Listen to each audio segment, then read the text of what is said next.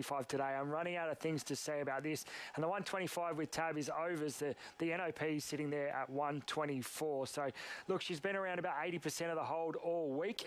And that 125 is pretty reflective of an 80% hold. So, massive money for her and exponential amount of multis through her. We're talking over 7 figures worth of multis through her this week. So she's the only one the punters want. Lady of Camelot, your second pick. She's been quite friendless. $4.80 out to $9 today. I will say that $9 does seem over the odds for a horse that's going to be out in front, make your own luck. And she's going to give a kick topping the rise. Maybe I'm just hoping the Lady Shenandoah regresses second up or she runs into a bit of bad luck. But that does seem overs to me. And it's $26 about the third pick. Manal, Lilac and Lazzura all on that line. The only firm at longer odds has been More Territories. With the 1,400 metre Randwick win, it's been $51 into $34 today. So a bit of money for it. Also Decleachy Boulevard just in a roll today as well. 41 into 34. But 125 Lady Shenandoah. Running out of things to say about it. OK, let's go behind the gates. How is this long odds-on favourite Lady Shenandoah settled in behind the gates, Chantel? Really good. So last time she took her time getting around here, and basically when she arrived at the gates, they put her straight into the barriers, whereas she arrived around here with most of the other ladies here, and she's good. So I made sure I went down and saw a lot of her in the tie-ups today, and she's been an angel in the tie-up. She's been really switched off, really relaxed. The people at home would have seen I did a piece with her, and she was so sweet and just in a really good frame of mind, and that's the way she is here. So she's just James is just walking her around with her barrier tended. Yes, she's hot, but we saw her get quite hot last time. She's probably one of the hotter ones, but that's just going to be her, and I think we'll see her do this pretty much every start. But just her demeanour, she's switched off, so it's a really positive sign for our very short price favourite. I really can't fault her, knowing what she's like. Don't get me wrong, there are a few really good-looking horses around here at the moment. They're all handling it really well. They're all looking fantastic, but I know all the rage is for Lady Shenandoah, and I just can't fault her. So she's in tip-top order, and it's exactly what you want to see. We do have one riderless, and that's Lady of Camelot. Tim Clark just in the barriers, and I think that's usual for her. She does get loaded in at riderless. OK. I'm just going through some of the short price favourite winners of this race. First Seal started 2s on.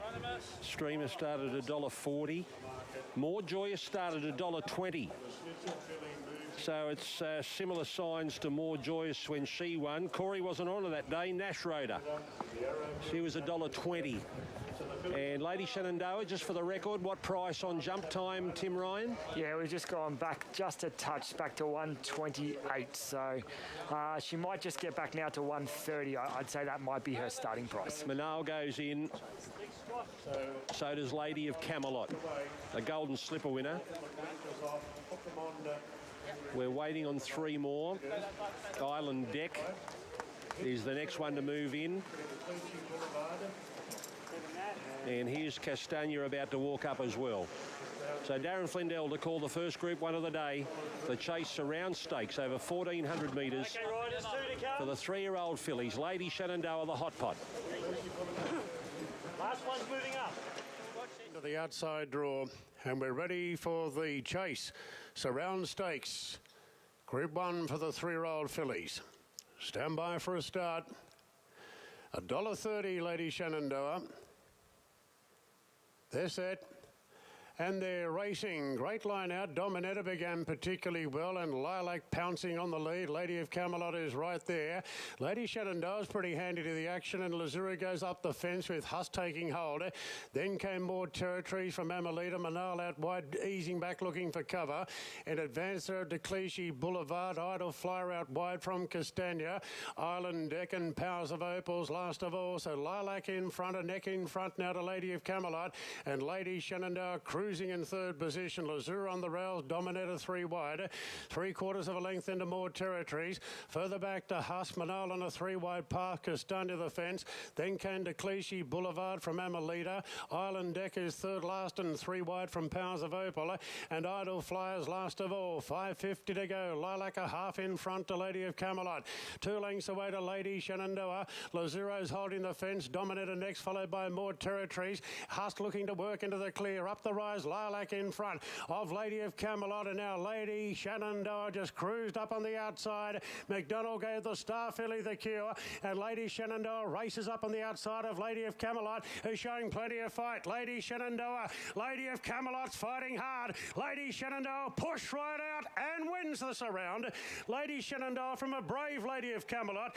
Good margin back, I think Lazzura third, in front of Manal, then Lilac, to Clichy Boulevard late, further back to Dominetta, Castagna, Powers of Opal, Husk, Camelita, Idle Flyer, and Island Deck.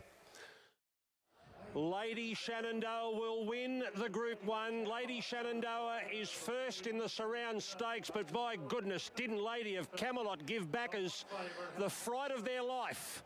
They backed Lady Shenandoah as if she was unbeatable. Well, Lady of Camelot had other ideas today. Look at Tim Clark and James McDonald go to war here over the last 50 metres. Lady Shenandoah all out. The brave Lady of Camelot, a Golden Slipper winner, has failed by about a head. And the McDonald Waller Group 1 domination continues. Waller with 172 now. In career Group 1s, McDonald goes to 110.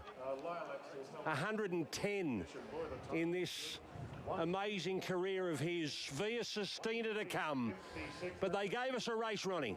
They certainly did. You thought straightening up, this could be 4 lengths, but I think the punters they've obviously taken the unders and they've collected there, and you've taken the big overs.